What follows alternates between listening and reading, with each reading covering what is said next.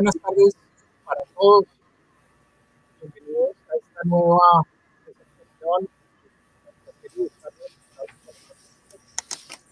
presentación. Tenemos en esta oportunidad a dos magníficos economistas del Instituto de Finanzas Internacionales. Son Martín Castellano y María Paola Figueroa. Martín y María Paola, bienvenidos. ¿Cómo les ha ido? Qué gusto tenerlos por acá. Todo muy bien, muchísimas gracias Andrés por la invitación, es un placer. Hola Andrés, un saludo a ti y a todas las personas que nos están viendo. Muchas gracias por la invitación. No, a ustedes por estar con nosotros. Voy a hacer un resumen de las hojas de vida de cada uno de ellos. Ya como pudieron ustedes notar, Martín es argentino, estudió economía en la Universidad del SEMA, donde creo que también obtuvo su maestría, además de una maestría en políticas públicas de la Universidad de Chicago. Martín trabajó por más de 10 años en el Banco Central de la República Argentina, donde llegó a ser el equivalente del director de estudios económicos y asesor del presidente. ¿Y cuántos años en el IIF, Martín? ¿Cuánto llevas? Ya más de una década en el IIF. Más de una década en el IIF. Y por el otro lado tenemos a María Paola. Bueno, es mucho más familiar con nosotros. María Paola es colombiana. Ella trabaja en el IIF en Frontier Countries, específicamente en los países andinos, países centroamericanos y del Caribe. María Paola es economista de la Universidad de los Andes, tiene una maestría en econometría y economía del London School of Economics y un doctorado en economía de la Universidad de Turín. Y también ya ¿cuántos años, María Paola, en el IIF? Casi igual que Martín, ya también wow. Una década. Muy bien. Pues bueno, ¿no? Así de experimentados son ustedes en el tema de economía internacional y en observar la región. Así que doy paso a la presentación de ustedes. Bienvenidos y muchas gracias. Excelente. Muchas gracias, Andrés, de vuelta a ti y a todo el equipo de Davivienda por la invitación. Vamos a tratar de compartir en forma resumida nuestra visión sobre la región y sobre Colombia. Todo esto en un contexto de una economía mundial que presenta grandes desafíos, pero también excelentes oportunidades para Latinoamérica. Estas oportunidades que muchas veces no se pueden o no se saben aprovechar, lamentablemente, ¿no? Como hemos visto en la historia recurrente de América Latina. Esta vez puede ser diferente, la verdad que no lo sabemos, pero lo que sí sabemos es que las oportunidades son bien concretas y los países que se muevan más rápido en la dirección correcta son los que van a verse más beneficiados, ¿no? Y creo que también podemos llegar a ver algunos cambios estructurales muy, muy importantes a partir del nuevo contexto internacional. Entonces vamos a conversar también sobre esto.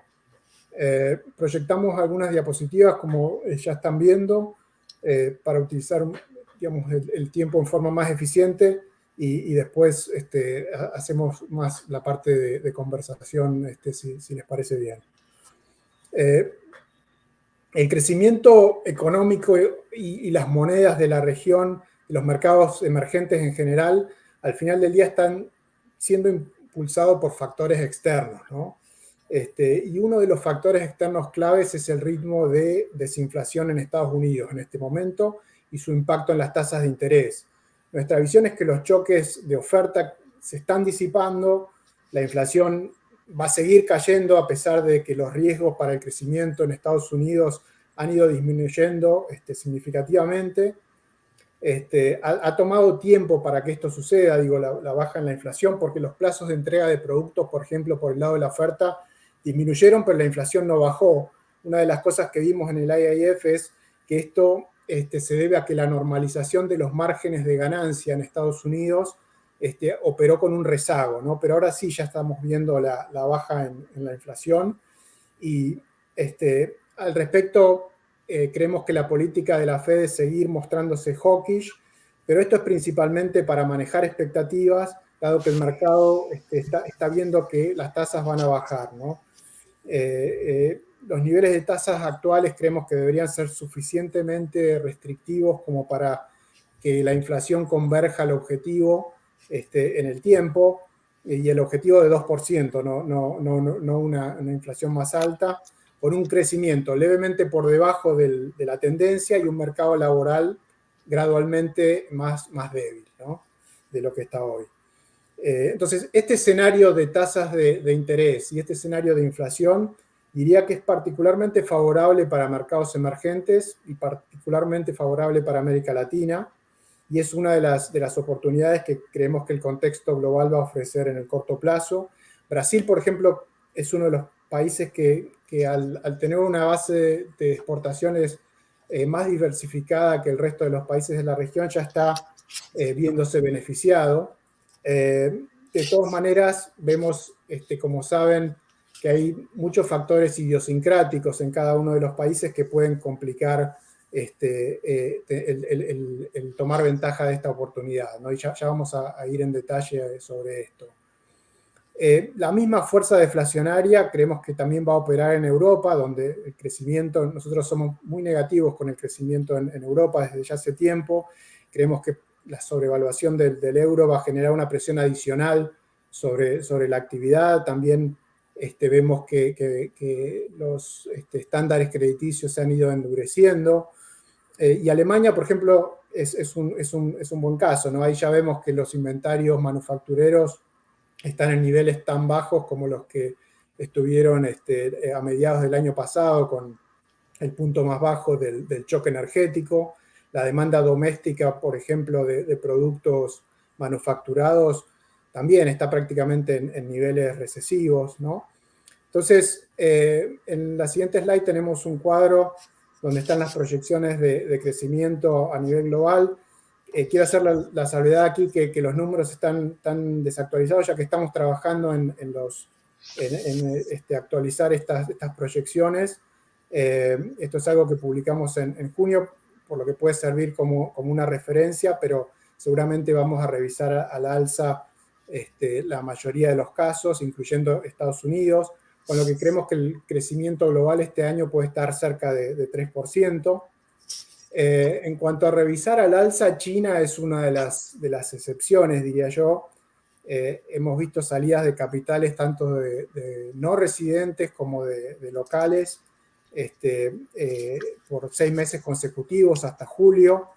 Esto ya comienza a afectar el crecimiento. El número de crecimiento que ven ahí en el cuadro ya lo hemos ajustado a la baja. Estamos esperando un crecimiento de 5,2% este año y seguramente lo volvamos a corregir.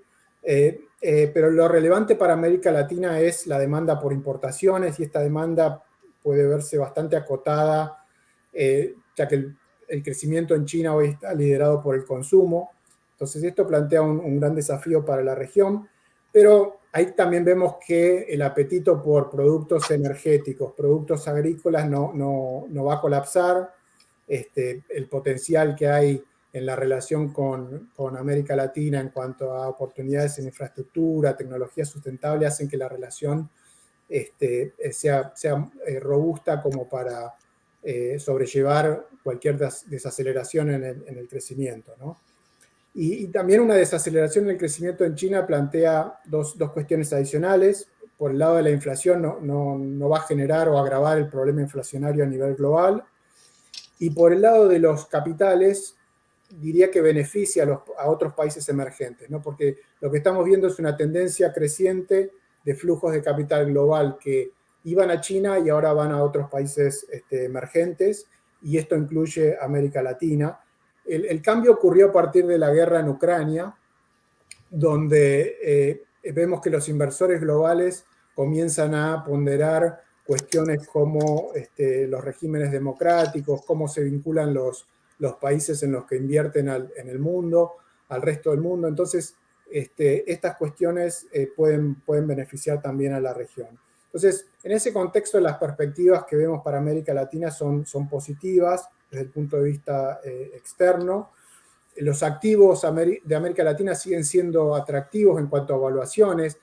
no recuperaron en muchos casos los valores que tenían antes de la pandemia. Y diría que la geopolítica también ayuda. Vemos que los inversores también han dejado de mirar Europa emergente como lo miraban antes, que era otra área, otra región del mundo que competía con América Latina. Vemos también un cambio estructural en la demanda de activos vinculados a recursos naturales, economía verde, todas áreas donde la región tiene un fuerte potencial, y ahí hay sectores específicos, ¿no? Agroindustria, turismo, servicios, energía con oportunidades de inversión. De todas maneras, esperamos que la actividad se desacelere este año, ¿no? Hay una serie de razones más bien de naturaleza cíclica. Hay un cuadro con las proyecciones específicas para América Latina. El crecimiento creemos que va a estar alrededor del 1,8% este año, bastante más bajo que el 3,6% que vimos el año pasado, pero bastante más alto que lo que se preveía a principios de año, ¿no? A principios de año las proyecciones eran de menos del 1%. Incluso los indicadores de alta frecuencia indican que, o señalan que podamos incluso revisar al alza estos números. Es probable que eso suceda. En cuanto a flujos de capitales a la región, no esperamos a partir de la suba de tasas en Estados Unidos y en el resto de los países del mundo una salida masiva de capitales de la región, y no lo hemos visto para nada. Todos nuestros rastreadores de flujos de capitales que tenemos en el IIF, lo que muestran más que nada es un panorama volátil con meses de entradas, meses de salida, pero en términos de magnitudes, montos, diría yo, limitados.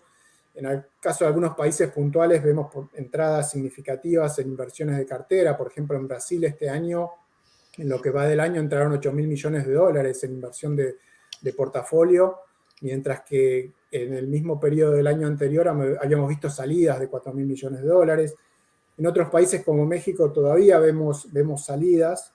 México es un caso interesante porque la moneda está muy fuerte, pero no se debe a los flujos de capitales que hay detrás, sino más bien a la fortaleza de exportaciones y remesas. Entonces la fortaleza viene más que nada por el lado de la cuenta corriente.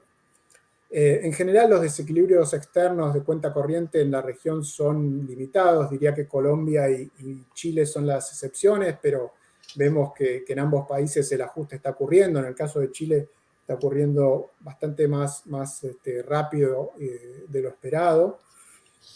Pagos de deuda externa, diría, son manejables. Si uno mira los vencimientos este año y el año que viene, podemos sí ver problemas en algunos países que tienen o directamente no tienen acceso al mercado de capitales, como Argentina y Ecuador, pero en líneas generales no son un problema. La inflación ya ha comenzado el descenso, ¿no? Obviamente la convergencia hacia las metas creemos que va a ser gradual, tampoco es un proceso de desinflación lineal. También ahí tenemos algunos indicadores. Creo que lo tenemos en la próxima diapositiva, donde vemos un proceso de desinflación bastante más desafiante en Colombia y en México, por ejemplo, si uno compara con lo que está viendo, lo que estamos viendo en Brasil y Chile. Ahí después, si quieren, en la parte de las preguntas podemos hablar en detalle sobre cómo construimos estos indicadores, pero básicamente miramos a cada ítem de la canasta, cuánto pondera en el total de la canasta y cómo se está moviendo ese precio en particular, y hacemos una medida en función de eso. Creemos que Colombia y Perú van a comenzar a reducir tasas en octubre. México pensamos que sí lo va a hacer este año. Muchos analistas en el mercado, y de hecho los precios de mercado, digamos, lo que está implícito en los precios de mercado, no está tan claro que vayan a bajar tasas este año. Nosotros creemos que sí, que el Banco Central va a comenzar a moverse en diciembre. Creemos que si bien la dinámica inflacionaria es muy desafiante, los bancos centrales van a tratar de actuar más temprano, que eso sí a un ritmo más moderado. Por ejemplo, en Chile y en Colombia, si uno ve lo que está reflejando los precios de los activos en términos de baja de tasas de aquí a un año, que claramente vemos que posiblemente tengan que ir de un modo más lento. Creo que ahí hay varias cuestiones, ¿no? Por un lado, nosotros vemos que las perspectivas de desinflación son bastante inciertas aún, ¿no? Hay mucha incertidumbre acerca de este proceso que, como decías, no es lineal. Segundo, va a haber procesos de volatilidad cambiaria donde va a haber que ir con cuidado en cuanto a la baja de tasas, mirando también la estabilidad financiera. Y tercero, me parece que ahí el mercado también está descontando que las economías y la política económica, tanto en Chile como en Colombia, son parecidas a lo que eran en el pasado, y creemos que ahí también hay algunas diferencias que pueden hacer que los procesos sean más, de baja de tasas sean más lentos. En cuanto a riesgos para la región, siempre está el riesgo de volver a un escenario de inestabilidad financiera global como el que vivimos en marzo. Ahí el contagio o los canales de contagio al sector financiero están tan limitados en el caso de América Latina.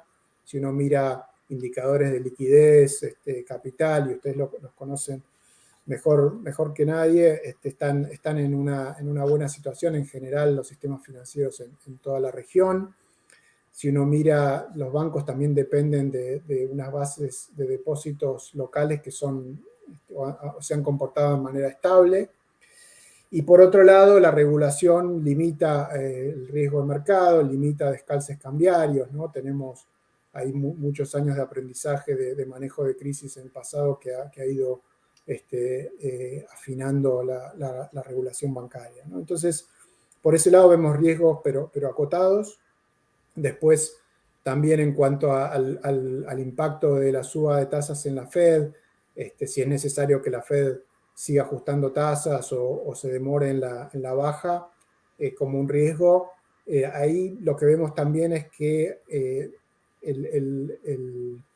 diría, la política monetaria en la región se ha vuelto menos dependiente también de la Fed, a partir de, sobre todo, mejoras institucionales en el plano monetario, también diría en el fiscal, pero obviamente países como México, dada la sincronización de los ciclos, dada la apertura de la cuenta corriente, la cuenta capital, y dada la liquidez de la moneda, están más expuestos. De todas maneras, como decía al principio, nuestra visión en cuanto a la política monetaria de la Fed implica que no debería tomar mucho tiempo para que todos estén en la misma sintonía, ¿no? Bancos centrales a nivel global y a nivel también regional o de emergentes, ¿no?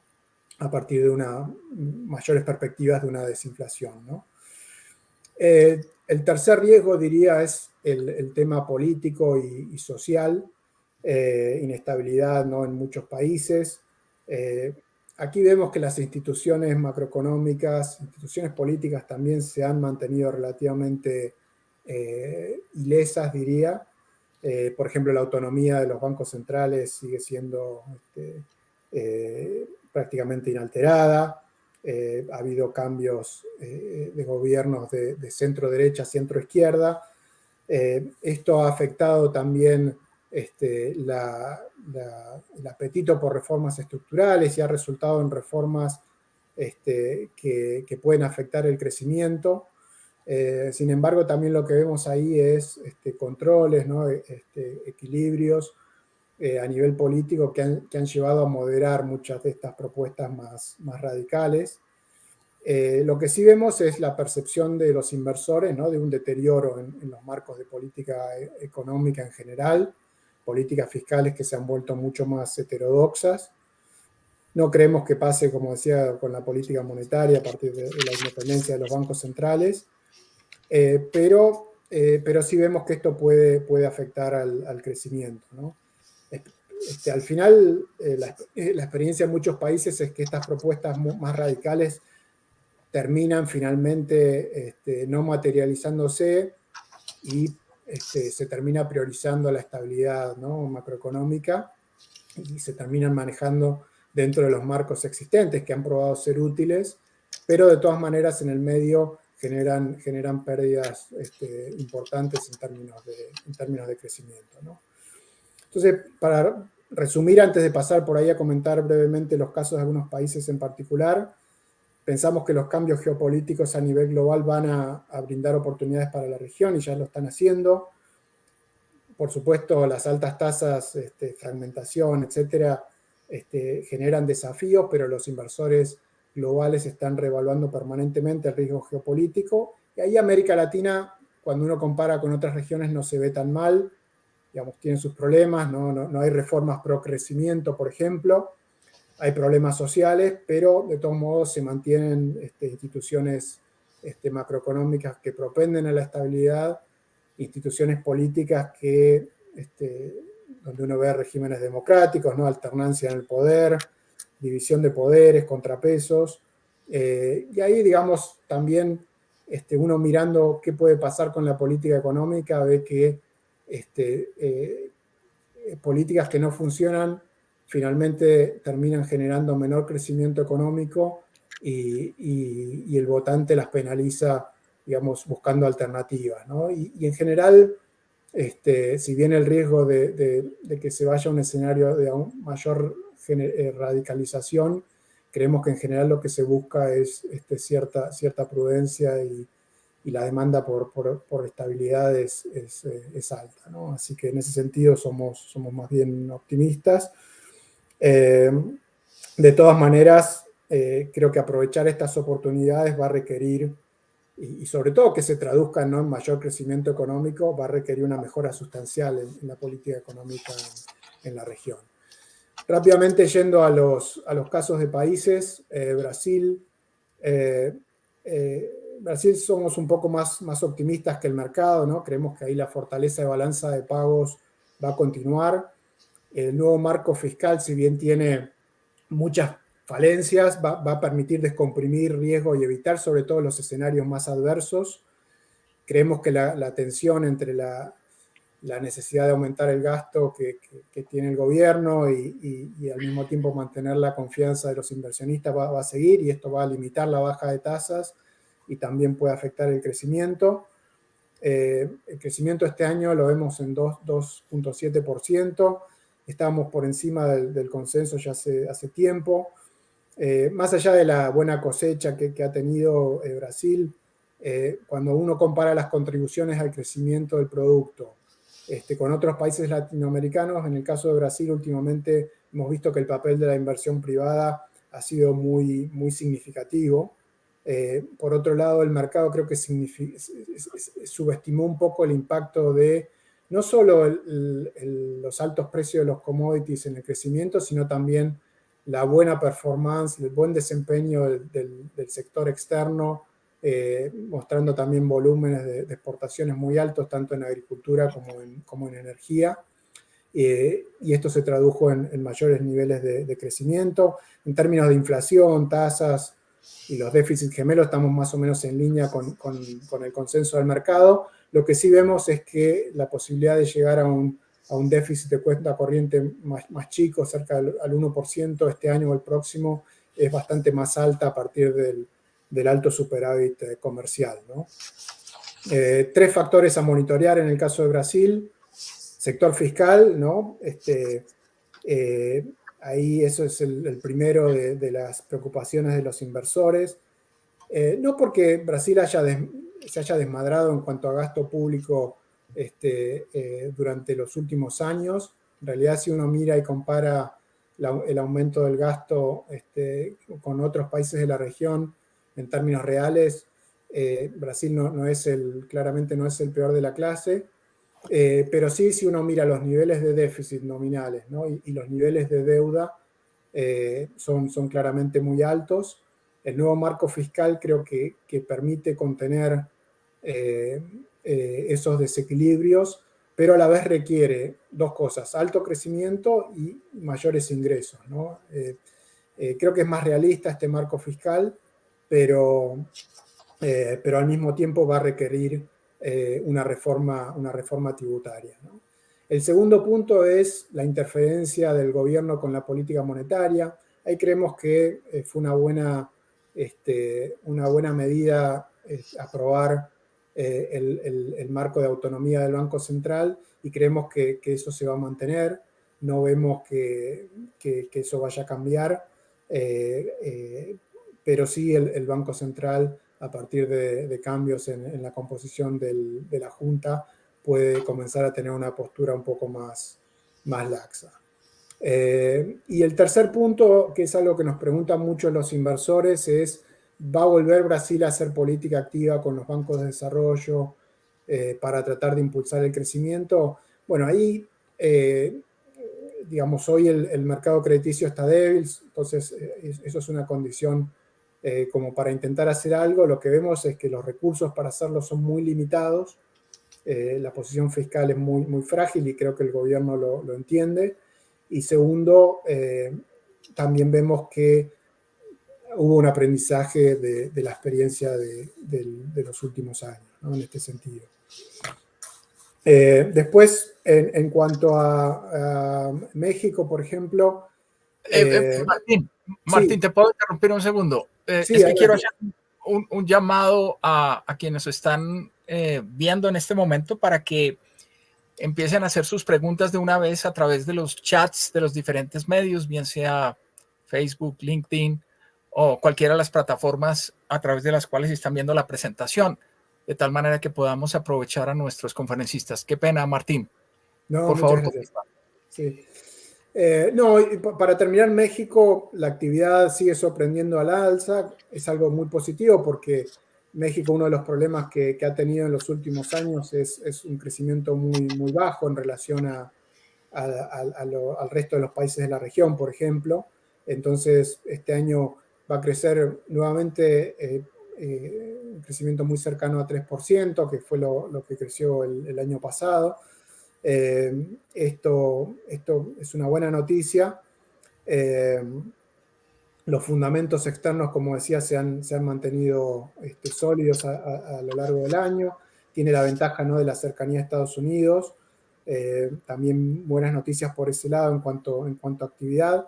Ahora, digamos, todavía vemos, por ejemplo, todas estas tendencias de nearshoring todavía no se ven ni en la cuenta comercial, ni en la inversión, en los números de inversión extranjera directa todavía no se ven el impacto, ¿no? Si uno mira la inversión extranjera directa que recibe México, en porcentaje del tamaño de la economía, está por debajo del promedio de la región. Si México solo recibiera el promedio de la región, estaría recibiendo el doble de miles de millones de dólares que recibe en inversión directa en un año, ¿no? Entonces, ahí el potencial es enorme, y todavía queda mucho por hacer. La política económica, no así, digamos, la buena noticia por el lado de la política económica es que es bastante previsible, ¿no? Uno sabe a qué atenerse ya. Va a haber elecciones, con lo cual puede haber algunos cambios. No creemos que cambie significativamente. Entonces, creemos que el riesgo de que México vuelva a un escenario de bajo crecimiento como el que tenía antes de la pandemia es alto, ¿no? Finalmente, Argentina, antes de dejar a Paola cubrir el resto de los países, sobre todo Colombia, que es el que seguramente más les interesa. Argentina, rápidamente, dos grandes preguntas. La más inmediata es si la administración actual puede llegar a término de mandato el 10 de diciembre sin una crisis aún mayor. ¿Y a qué me refiero con una crisis aún mayor? Básicamente un proceso hiperinflacionario o una crisis bancaria. El riesgo es alto porque las condiciones económicas hoy son muy frágiles, y además se agrava por un proceso electoral que es muy incierto. El hecho de que se trate de un gobierno peronista y que se haya mantenido el acuerdo con el FMI a flote, evitándose un default, creo que ayuda y hace probable a que se encuentre la forma de evitar una crisis aún mayor. El tema es que la carga del ajuste que va a ocurrir, que es inevitable, va a quedar en la próxima administración.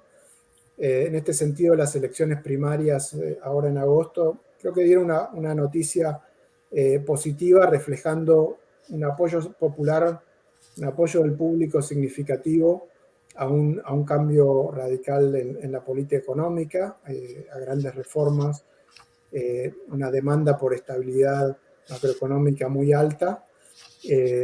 Ahora, hoy, por ejemplo, en Argentina se puede hablar de ajuste fiscal, de privatizaciones, de autonomía del Banco Central, de reducción del tamaño del Estado sin ningún problema. Estos temas eran tabúes durante los últimos años. Hoy no hay ningún tipo de reparos políticos, al contrario.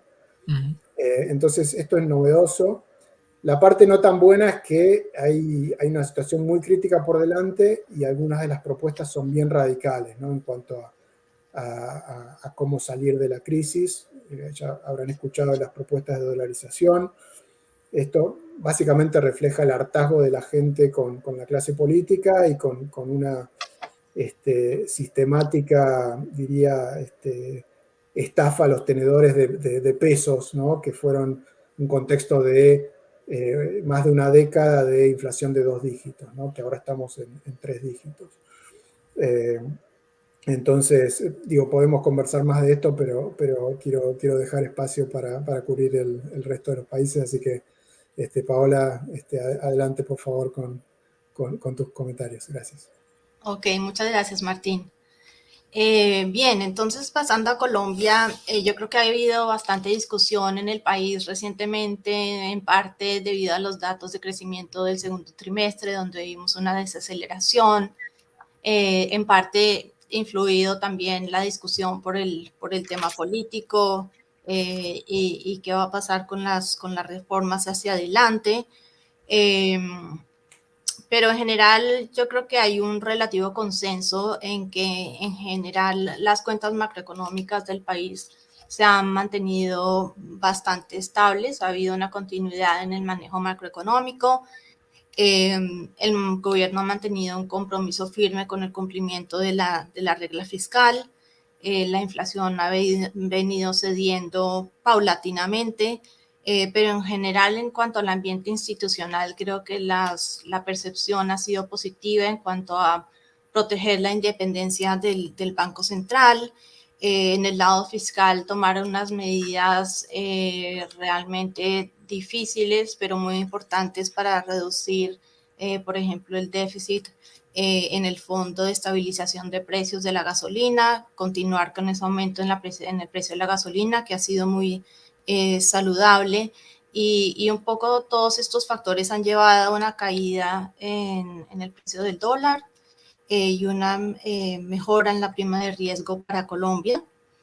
Detrás de esto está la percepción de una solidez de las instituciones en Colombia que han permitido de alguna manera limitar la discrecionalidad del Ejecutivo y tener esos balances entre entre los distintos sectores, judicial, legislativo y ejecutivo, que han permitido moderar un poco esas iniciativas del gobierno inicialmente que preocupaban por algunos elementos que podrían ser no amigables con los mercados. Entonces yo creo que ahí ha habido una mejora importante en la percepción de Colombia. Ahora, si pasamos al crecimiento económico, hemos visto una desaceleración significativa de la actividad, especialmente en el segundo trimestre del año. El primer trimestre sorprendió al alza. En el segundo ya empezamos a ver una caída de la actividad económica. Y nos parece que esto era de alguna manera esperable. El crecimiento, el aumento en el consumo de los hogares había llegado a unas tasas que no son sostenibles y que nos estaban llevando a elevadas presiones a nivel de inflación y de las cuentas externas. Así que vemos un proceso saludable de ajuste en la demanda interna. Si vamos a ver los datos del segundo trimestre que salieron hace un par de semanas, efectivamente en términos de crecimiento anual, que es el gráfico que vemos a la izquierda, hubo una desaceleración muy importante, el crecimiento llegó a un 0.3% año a año, y a nivel trimestral, con las cifras desestacionalizadas, vimos una caída de 1%. Es una desaceleración marcada que está liderada principalmente por un aterrizaje del consumo de los hogares, que estaba creciendo a tasas superiores al 10% anual, ahora lo hace a un ritmo del 2%. También vemos por el lado de la inversión, en cambio, cierta preocupación, y yo creo que ese es uno de los datos que más generó preocupación hacia adelante, y es la caída en la inversión en el segundo trimestre, especialmente en maquinaria de equipo, pero también en construcción residencial, no residencial y en las obras civiles. Mientras que vemos algunos sectores, bueno, por el lado sectorial, el dato fue muy consistente con la desaceleración que venimos viendo en la manufactura, en las ventas minoristas, y sigue sorprendiendo un poco en términos de la fortaleza del sector servicios, como vemos aquí en el gráfico de la derecha. Lo que hacemos es descomponer el indicador de actividad económica, el ICE, entre los tres principales sectores. El primario, todo lo que tiene que ver con la industria manufacturera y los servicios.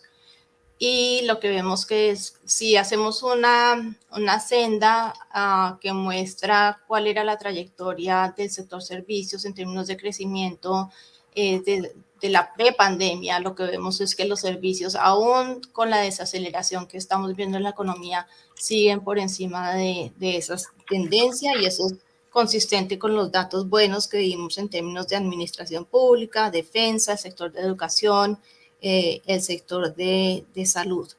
Ahora, ¿qué esperar para el segundo semestre del año? Si vamos a seguir viendo esa desaceleración de pronto más marcada de la actividad económica. Ahí hay varios factores que van a poner un piso a esa desaceleración. Uno, claramente, es el descenso en la inflación, que va a mejorar la capacidad adquisitiva de los hogares. Vamos a empezar viendo ya una moderación en las tasas de interés, pero todavía va a ser un escenario retador en la medida que tenemos una desaceleración global, y también bastante va a depender del tema de inversión y las señales que se puedan dar en esta materia para generar mayor confianza y una reactivación de ese proceso de inversión, que no se convierta en un tipo de estancamiento en la inversión privada que hemos visto en otros países de América Latina, por ejemplo en Brasil, y que fue un crecimiento muy lánguido en términos de la inversión, que tuvo un impacto importante en el crecimiento potencial. Entonces yo creo que esa es una de las preocupaciones hacia adelante. En temas de inflación, como hablábamos, ya ha habido una vuelta en cuanto a la tendencia alcista en la inflación que se dio hasta marzo de este año, cuando tocó un pico bastante alto de 13.13%. La inflación, si descontamos alimentos irregulados, también se mantuvo alta por encima del 10%.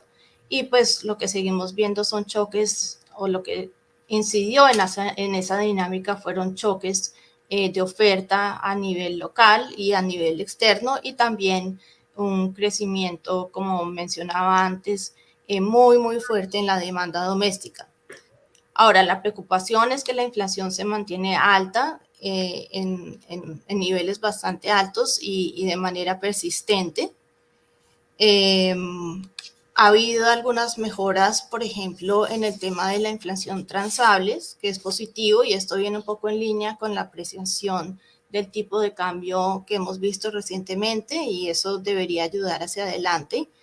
Pero si vemos las categorías de bienes y servicios, ahí hay una marcada diferencia, con los bienes mostrando una moderación, todavía con inflaciones por encima del 12%, pero servicios todavía nos genera una preocupación en la medida que en el último dato, a julio, esta siguió aumentando ligeramente en términos anuales y se mantiene bastante alta. Y hacia adelante, pues lógicamente tenemos que seguir monitoreando los posibles efectos alcistas que pueden tener los efectos climáticos relacionados con el Niño, que puede ralentizar ahora el proceso de desinflación que hemos venido viendo en los alimentos. Y también hacia adelante, pues ver un poco el efecto de la política económica, ¿no? Tendríamos que seguir viendo una moderación en la demanda interna gracias a una política monetaria restrictiva, pero al mismo tiempo vemos una política fiscal que sigue teniendo algún nivel de estímulo y que podría seguir alimentando esa demanda doméstica y, digamos, impedir un poco una desaceleración más fuerte de la inflación. Ahora, eso obviamente le va a poner dilemas hacia adelante para el Banco de la República en la medida que vemos esos trade-offs entre la desaceleración de la actividad económica y una inflación que se mantiene alta.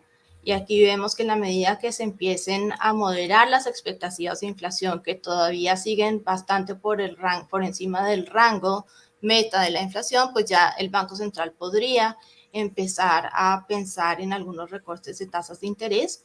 Sin embargo, yo creo que ha sido bastante prudente en la comunicación del Banco de la República en la medida que ha dado señales de mantener una política monetaria restrictiva y muy dependiente de la información que se vaya conociendo, de manera que creo que el dato de inflación, por ejemplo, de agosto va a ser muy importante, tanto de agosto y de octubre, para determinar en qué medida podría llegarse a darse un recorte de la tasa de interés.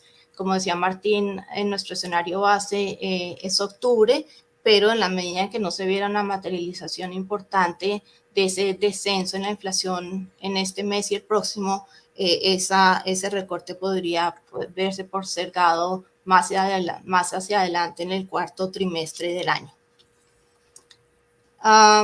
Bueno, y acá en los gráficos, básicamente lo que muestro es un poco de esa idea que decía Martín de la generalización de la inflación y el peso de los rubros que mantienen incrementos inflacionarios por encima del 6%, digamos que es muy alto y que en Colombia vemos que tocó un pico hacia marzo del 2023, pero lo que vemos es que todavía una participación importante de los bienes en la canasta familiar, alrededor del 60%, siguen con crecimientos en esa variación mensual mes a mes anualizada con incrementos mayores al 6%, lo que nos indica que todavía la inflación es bastante generalizada y eso implica un reto hacia adelante en el ritmo de desinflación que vamos a poder ver.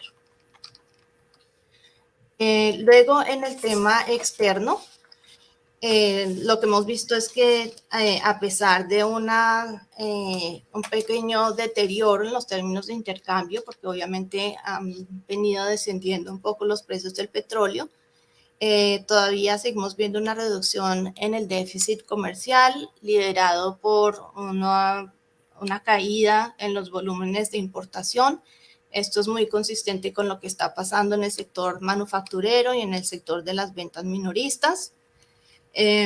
Aún así esperamos que hacia el final del año Colombia logre un ajuste hacia un déficit en cuenta corriente de alrededor de 4% del PIB, que es un ajuste significativo respecto al 6.2% que experimentó el año pasado. Otros componentes como la reducción en el déficit del ingreso primario, que va muy atado a los dividendos que se envían hacia afuera al sector minero y petrolero, también van a ayudar.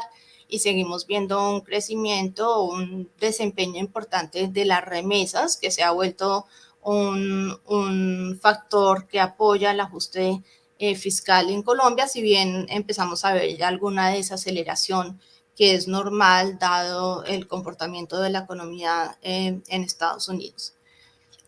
Por el lado de la financiación de la cuenta corriente, esta sigue siendo muy sólida, básicamente liderada por flujos de inversión extranjera directa entre el 4 o 5% del PIB, que es bastante alta. Buena parte todavía sigue llegando al sector de hidrocarburos, a pesar de la incertidumbre y los mensajes de política que podrían afectar este sector. Pero también de frente a esa expectativa de transición energética, es importante ver hacia qué otros sectores de la economía podría empezar a fluir esa inversión extranjera directa. Es importante mencionar que ya hemos visto alguna diversificación hacia otros sectores, pero va a ser muy importante las medidas que se tomen para incrementar esa inversión extranjera a sectores como la industria manufacturera, el comercio y la agricultura. En medio de este escenario externo, quiero resaltar la importancia de una tasa de cambio flexible. No es un activo que tienen todos los países de la región, y yo creo que es una de las fortalezas importantes en cuanto a las cuentas externas y la estabilidad macroeconómica en Colombia, y que los inversionistas extranjeros valoran de una manera importante. Sin embargo, continúa un poco la incertidumbre en torno a qué tan rápida se va a dar la transición energética, que tiene que ser acompañado con un buen diseño y una buena estrategia de transición energética y de diversificación de las exportaciones, que sabemos que siguen muy concentradas en el sector de minería y petróleo. Y hacia adelante es importante ver, ¿no?, hacia cuáles sectores se van a generar estas políticas de mejoras en la productividad, para poder empezar a ver un crecimiento más importante en las exportaciones, especialmente no tradicionales, que ya hemos visto algún incremento en los volúmenes en los años pasados, pero hacia adelante, digamos, el reto es muy importante para empezar a dinamizar mucho más ese tipo de exportación. Sigue un poco el riesgo en términos de definir una política energética y en dar unos mensajes coordinados de tranquilidad para la inversión en ese sector. Y obviamente, dada la alta dependencia de Colombia, tanto a nivel externo como fiscal, en los ingresos derivados del sector de minería y de hidrocarburos, pues un cambio muy súbito en esa materia podría llevar a una abrupta devaluación, depreciación del tipo de cambio, que creemos tendría una capacidad muy limitada de poder realmente levantar exportaciones distintas o no tradicionales, porque estos canales de transmisión pues siempre han tomado bastante tiempo en Colombia. En el tema fiscal, aquí, como lo mencionaba al principio, sí ha habido unas señales muy importantes del gobierno y bajo los dos ministros, tanto en los dos ministros de esta administración, en cuanto al compromiso con el cumplimiento de la regla fiscal. Y creo que los inversionistas extranjeros le dan bastante peso a esa importancia que se le da a la regla fiscal, ¿no? Sin embargo, si miramos los recientes ajustes que se hizo en el marco fiscal de mediano plazo, pues vemos algunos nubarrones en ese proceso de ajuste fiscal. Por un lado, vemos un 2023 en que, bueno, va a haber un ajuste importante en el déficit fiscal de 5.3% del PIB a nivel del Gobierno Nacional Central a 4.3%. Buena parte de eso se va a dar por una mejora en los ingresos petroleros, que tienden a reflejarse en los ingresos del gobierno al año siguiente. Y se da pues la mejora en el déficit fiscal a partir de un aumento, a pesar de un aumento en el gasto primario que es significativo, no solo en lo que tiene que ver con los subsidios todavía a los precios de los combustibles, que van a continuar por 2 años más, pero también en términos de un mayor gasto primario. Para el 2024, lo que sorprendió un poco fue el aumento en el déficit fiscal de 4.3 a 4.5. Esto sorprende porque ya Colombia en los últimos 2 años venía en una trayectoria de ver cómo se iba a ir disminuyendo paulatinamente ese déficit fiscal, y lo que vemos que nuevamente en el 24 va a haber un aumento. Y lo que preocupa también es que ese aumento en el déficit fiscal se da a partir de un mayor nivel de ingresos, pero como lo ha indicado el comité de la regla fiscal, pues son unos ingresos que no están seguros si van a materializarse. Depende mucho de una mejora en la administración de la DIAN y algunos litigios de la DIAN, que parecen ser ingresos que son de una sola vez, ingresos muy inciertos, mientras que por el otro lado vamos subiendo el gasto primario a niveles históricamente altos, ¿no? Ahí hay un poco la duda de que, bueno, ¿qué pasaría si no se materializan estos ingresos? Veríamos un déficit fiscal desbordado que llevaría a un incumplimiento de la regla fiscal, o habría cierto ajuste del gobierno en términos de gasto primario, ¿no? Que pudiera, digamos, compensar esa caída en los ingresos. Yo creo que habría un poco de eso, pero también hay que ser conscientes que un aumento del gasto tiende a llevar a algunas inflexibilidades. Por ejemplo, un aumento en transferencias, como lo vimos durante la pandemia, ¿no? Ese gasto relacionado con pandemia no se pudo deshacer de una manera muy rápida, e incluso influyó en que aún después de la pandemia el ajuste fiscal de Colombia fuera mucho más lento de lo que vimos en otros países de la región. Y esto es un poco lo que tengo sobre Colombia. Yo creo que ahí lo principal va a ser la reflexión en cuanto a crecimiento de largo plazo, ¿no? Que va a ser importante a nivel de las cuentas fiscales también, y ahí todavía no son muy claros cuáles van a ser esos motores de crecimiento hacia adelante. Voy a dejar la parte de América Central para no extenderme mucho, pero de pronto puede haber preguntas sobre la región y con gusto puedo contestar. Perfecto, perfecto. Bueno, muchas gracias, muy interesante la presentación. Yo creo que coincido en buena parte con lo que se mencionó para Colombia. Yo tal vez lo que estaríamos dudando ahora es si el Banco Central realmente empezaría su reducción de tasas en octubre, probablemente dada el desanclaje de la inflación para el 2024, probablemente se deje para la reunión de diciembre. Yo creo que sería lo más lógico desde el punto de vista de asegurar que la inflación el próximo año converge a la meta con mayor probabilidad. Martín, tengo una pregunta que es especial para ti en términos de la política monetaria en Estados Unidos y eventualmente ese incremento adicional que se ha planteado en tasas. ¿Tú cómo ves esa situación y qué probabilidad asignas a que todavía tengamos incrementos de tasas en Estados Unidos en los próximos meses? ¿Y cuándo piensas que podría empezar a darse una reducción de esas tasas? Sí, por ahí esto más a título personal, porque como decía al principio, la visión del IEF en este sentido también la estamos conversando Perfecto. internamente. Sí, el view es el siguiente. El view es que la inflación va a bajar más rápido de lo que espera el mercado. Incluso también es difícil saberlo, pero también los hacedores de política. Y esto va a dar oportunidad para hacer esa baja de tasas. También va a depender en gran medida de cómo se manejen las expectativas por parte de la Fed. Creemos que va a mantenerse un lenguaje hawkish, principalmente con este motivo, ¿no? de manejar expectativas, dado que el mercado sí cree que van a bajar las tasas en algún momento en forma más significativa.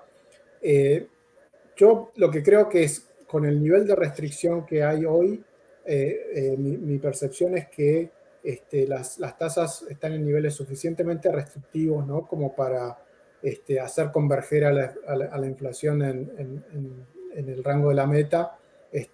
No este año, pero sí en un plazo prudente. Digo, ¿qué pueden hacer?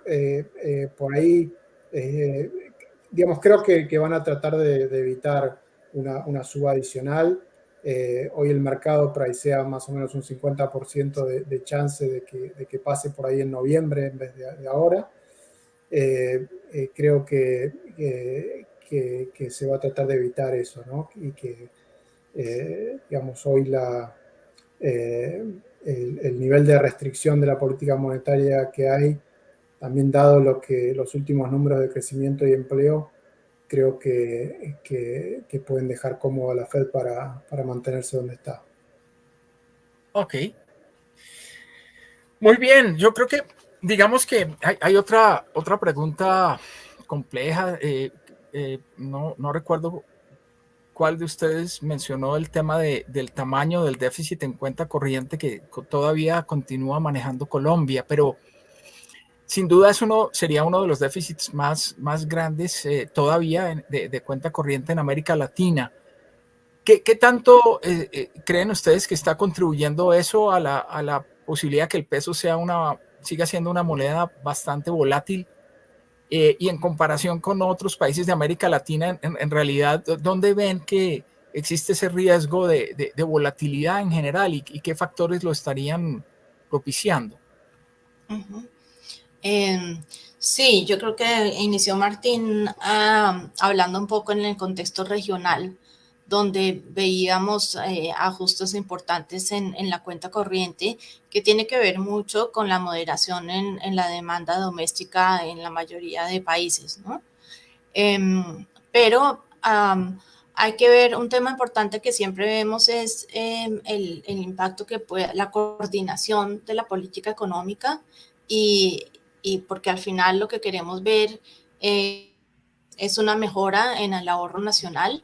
Y si vemos que el sector privado en los años pasados ha hecho un esfuerzo importante, digamos que eso no ha estado completamente acompañado de un ahorro fiscal de un ahorro nacional a nivel fiscal.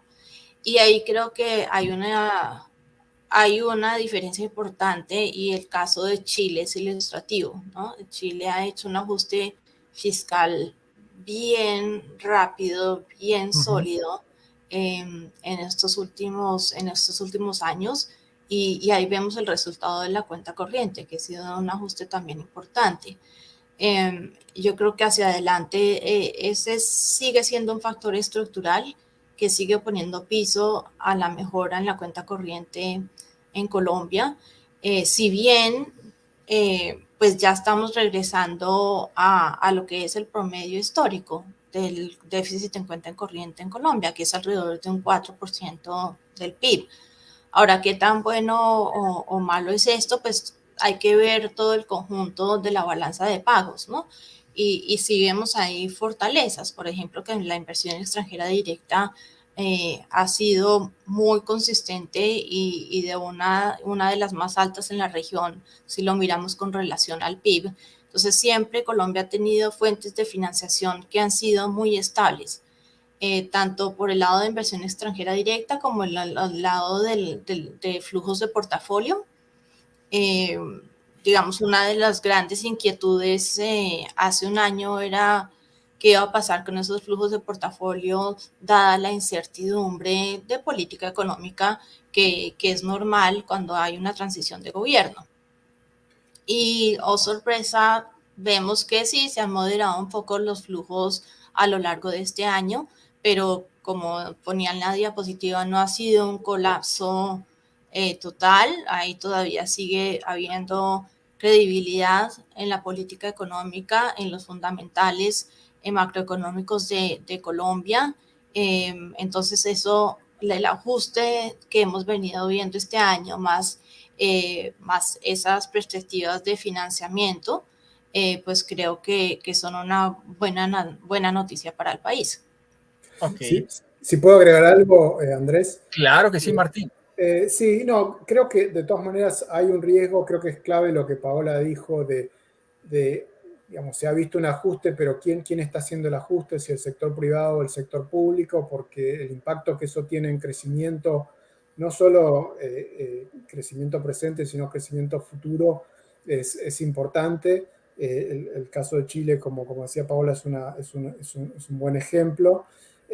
Y ahí, si bien Colombia tiene un headline déficit más alto que por ahí el resto de los países de la región, de todas maneras creo que es una cuestión que hay que mirar de cerca porque es cierto que también ha tenido fuentes de financiamiento estable, pero esas fuentes también hoy están y mañana pueden no estar, entonces creo que es clave también que vaya de la mano de la consolidación fiscal, ¿no?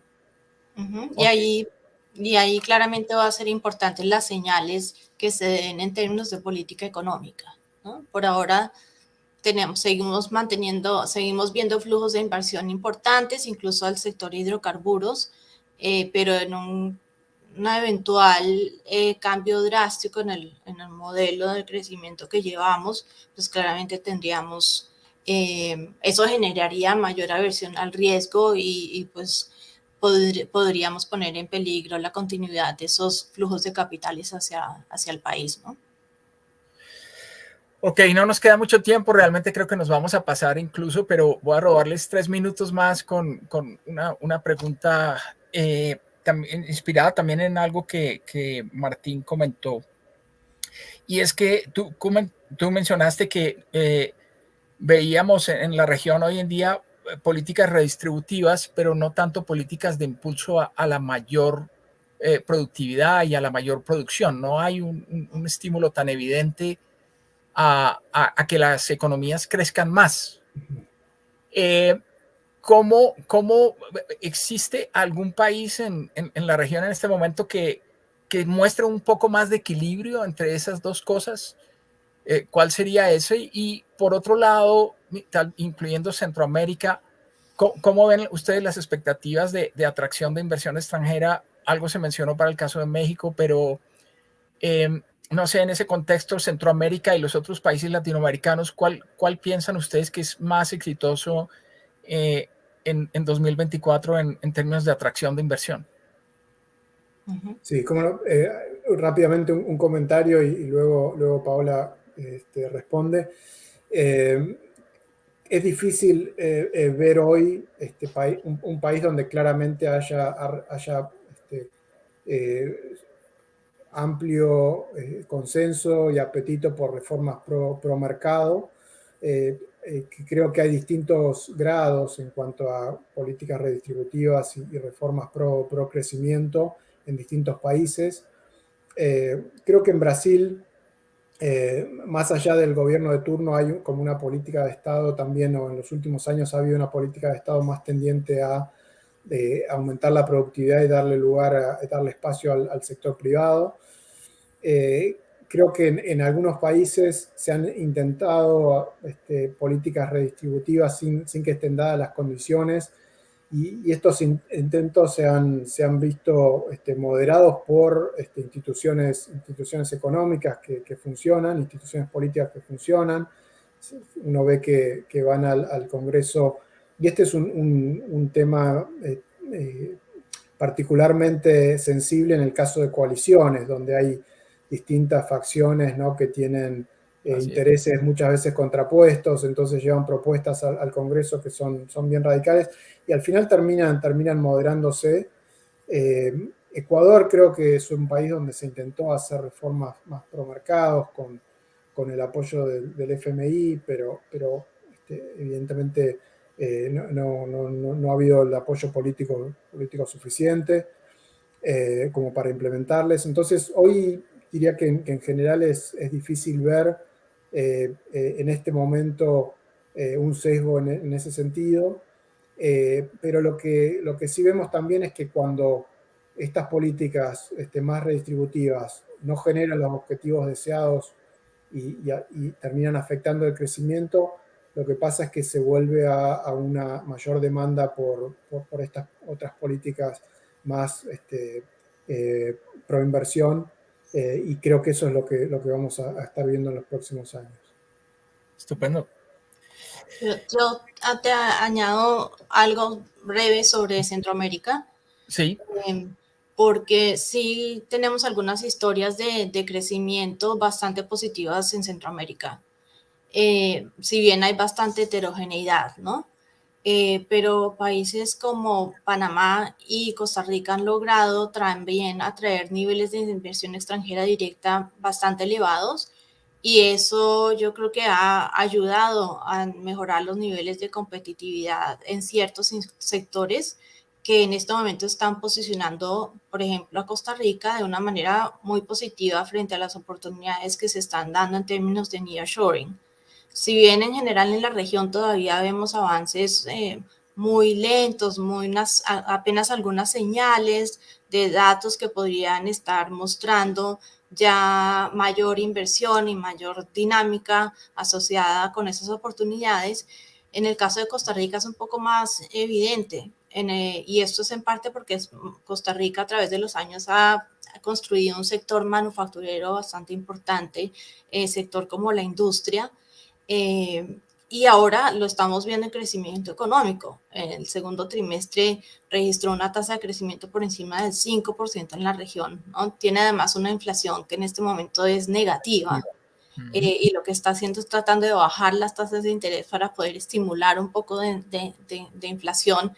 Y mucho de eso tiene que ver pues con con políticas productivas, con mayor inversión extranjera directa, que también se deriva de una mejora significativa en las políticas macroeconómicas desde 2018, cuando el país estaba casi cerca a una crisis externa, a una implementación de medidas fiscales, de una regla fiscal muy creíble que en este momento ha llevado al país a superávit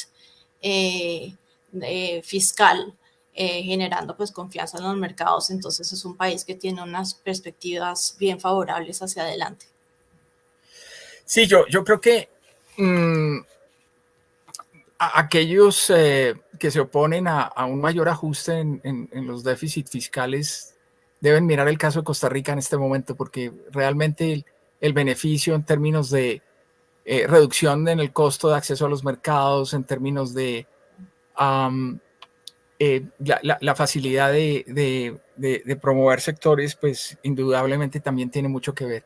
Bueno, pues yo creo que ya hemos llegado al final de nuestro transmisión el día de hoy. Yo les agradezco a la IIF de manera muy especial haber estado con nosotros. Espero que nos vuelvan a acompañar.